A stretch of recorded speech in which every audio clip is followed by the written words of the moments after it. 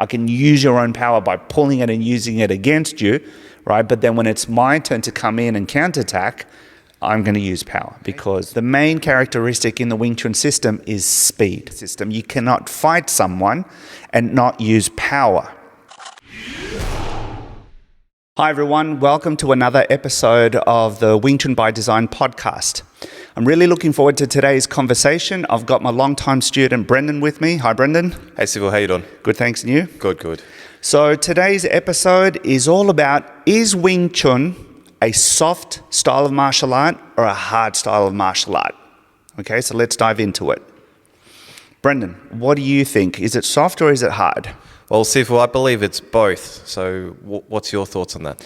So definitely it is both, because you have the soft side of it. Let's just keep it simple and let's say Chisao, right? In Chisao, whenever you practice that, you don't want to try to overpower the other person that you're practicing with, because then if you do that, it becomes very much like a wrestling match.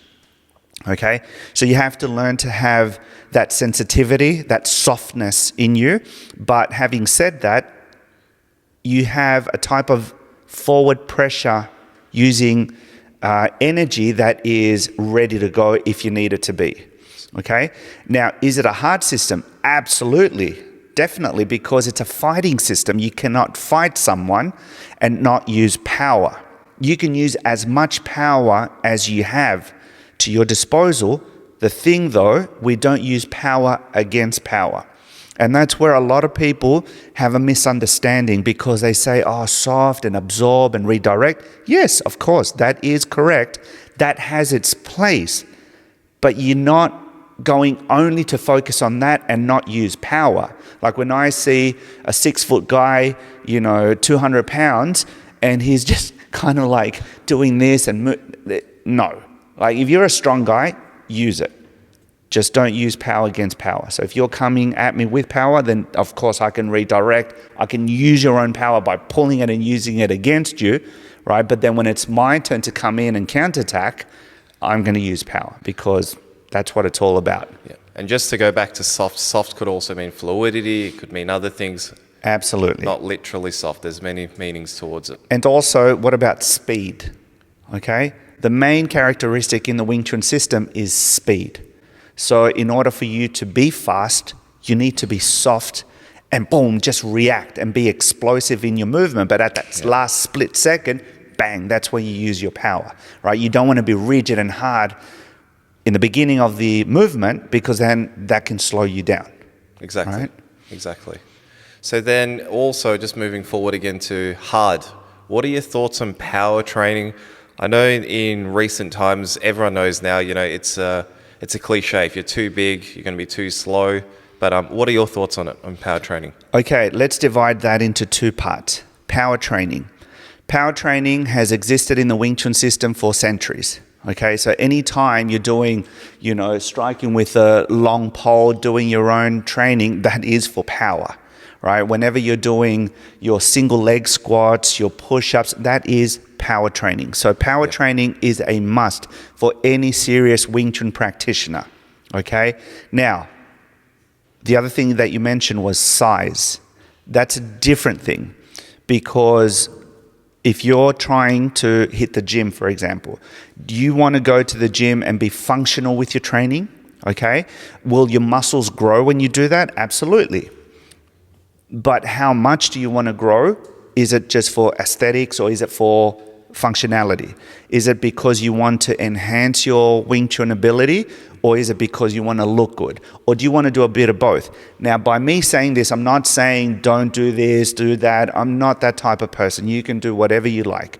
But as a SiFu, when I see my students train, and then sometimes if they're hitting the gym and they're getting, a bit too big, especially around the chest, the lats, and they're getting stiff, then that's when I step in and I say, maybe I can give them some tips on what to do, how to train, because I train. I have my own gym in my house, and I train every day, Monday to Friday. And my main objective is functionality, speed, power. I want to have power. I want to stack power in my movement, in my punch, so that way I can be as effective as I can be. And I want to also look good for my age. I want to look like a guy that I'm not breaking down, right? I'm still able to do many different things and teach class every day. So you want to try and find the right balance with your training. You don't want to get stiff and you don't want to get slow, definitely. I know for some reason it's quite popular out there in the Wing Chun community to think of Wing Chun as a soft, internal energy and all that kind of stuff. If that's your cup of tea, more power to you.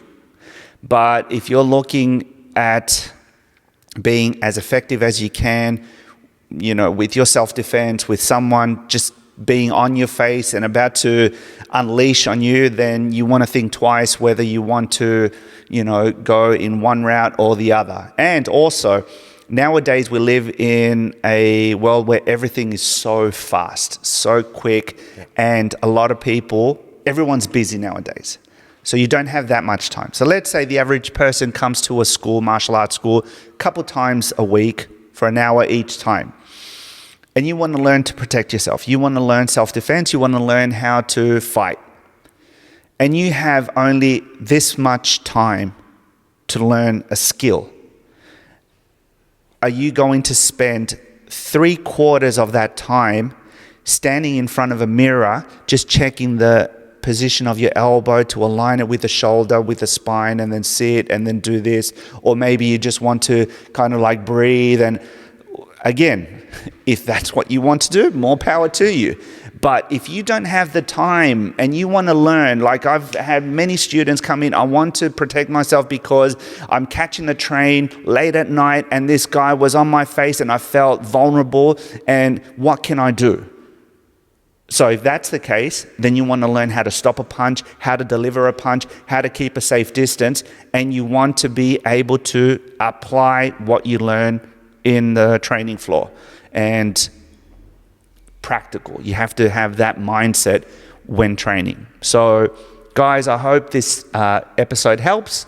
If you have any questions, feel free to drop it down below. And I look forward to seeing you on the next one. Brendan, thanks again for joining me today. No worries, SiFu. And we'll see you soon. Thanks, guys. All right. Okay, guys, so that's it for today's video. Thank you so much for watching. If you enjoyed it, please click the like button, share it with a friend. And guys, don't forget to check out some of my other videos. There's plenty of material there to keep you busy training and taking your Wing Chun to the next level. If you haven't already, check out my online academy. It's umauniversity.com.au. There's a free introductory applied Wing Chun course you can check out and learn from those videos as well. Having said that, I'll see you in the next one.